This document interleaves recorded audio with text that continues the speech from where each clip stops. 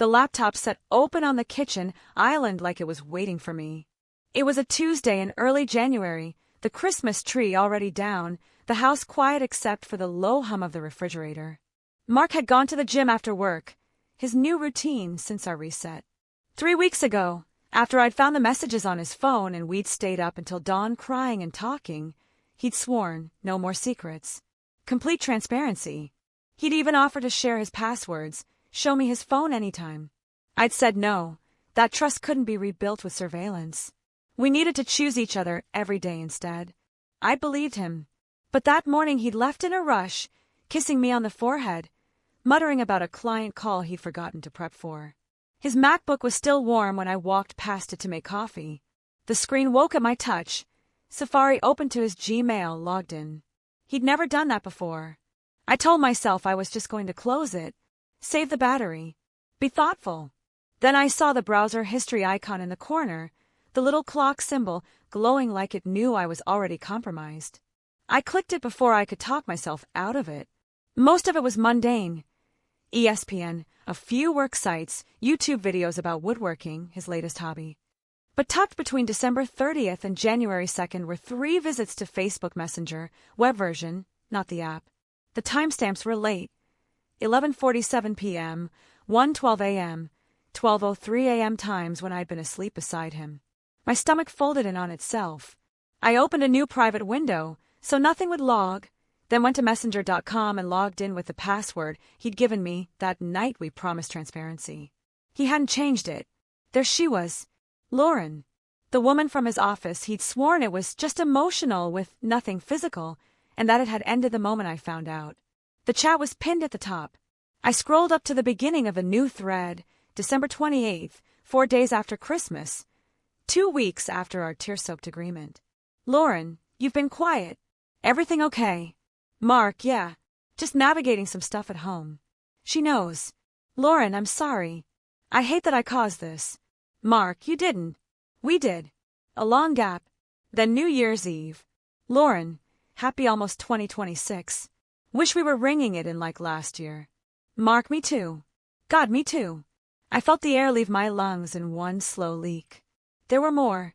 Little check-ins. Memes shared. A voice note I couldn't bring myself to play. On January 4th. Lauren, I keep thinking about that night in the hotel after the conference. I can't shake it. Mark, I can't either. I replay it when things get heavy here.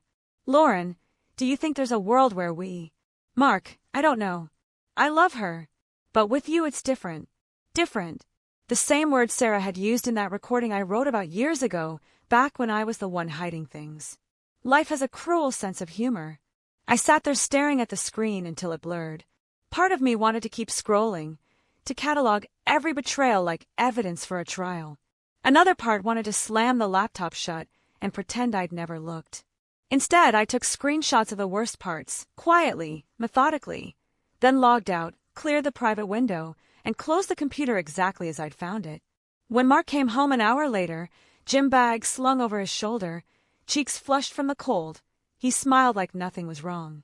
Hey, babe, how was your day? I was at the stove stirring soup I didn't taste. Fine, I said. My voice sounded far away. Yours. Long. But good. Missed you. He came up behind me, arms around my waist, chin on my shoulder. I stiffened, and he noticed. You okay? I turned off the burner. We need to talk. His arms dropped. The easy smile faltered. I led him to the living room and opened the laptop on the coffee table. I didn't say anything, just logged in again, this time in front of him, and opened Messenger. He went pale. I thought you didn't want access, he whispered. I didn't, but you left yourself logged in to Gmail this morning, and your browser history was illuminating. He sat down heavily on the couch, head in his hands. I'm sorry. Are you? My voice cracked. Because you promised me transparency. You promised it was over. And instead you've been telling her you replay that night when things get heavy here. He looked up, eyes red-rimmed already. It's not what you think. Then what is it, Mark? Because it looks like you never ended it. It looks like you're keeping her warm on the sidelines while you figure out if you're brave enough to leave me. He flinched. I haven't seen her. Not since before you found out. I swear. It's just talking. It's stupid. It's weak. I know. Talking about how you wish you were with her on New Year's. Talking about how with her it's different. He had no defense for that. He just sat there, shoulders curled inward. I thought we were trying, I said quietly. I thought that night we talked until sunrise meant something. I forgave you. I chose to stay. And you couldn't even choose me back for 3 weeks. Tears slipped down his face now. I don't know why I kept messaging her. I think part of me was scared to fully let go. In case this didn't work. In case I ruined everything for nothing. I laughed, a sharp, bitter sound.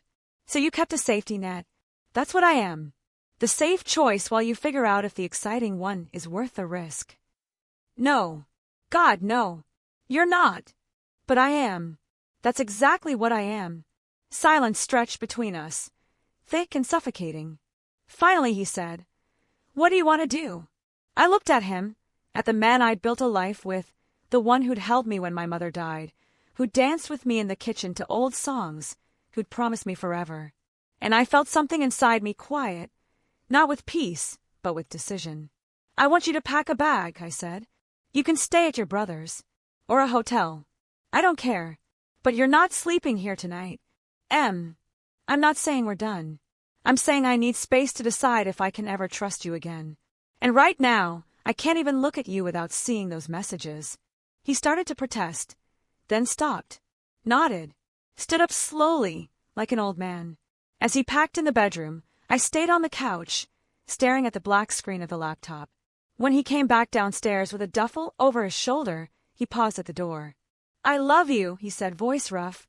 "I know I've wrecked that word, but I do. And I'll do whatever it takes to fix this. If you let me." I didn't answer, just looked at him until he walked out and closed the door softly behind him. The house felt enormous in his absence. Cold. I made a cup of tea I didn't drink and sat in the dark until the early hours, thinking about promises, about second chances, about how transparency only works if both people are brave enough to live in the light.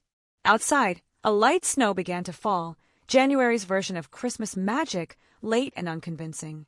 I didn't know what tomorrow would bring. Separation, counseling, divorce papers, or maybe, against all reason, another sunrise talk. But tonight, for the first time in weeks, I wasn't pretending. And that, at least, felt like a beginning.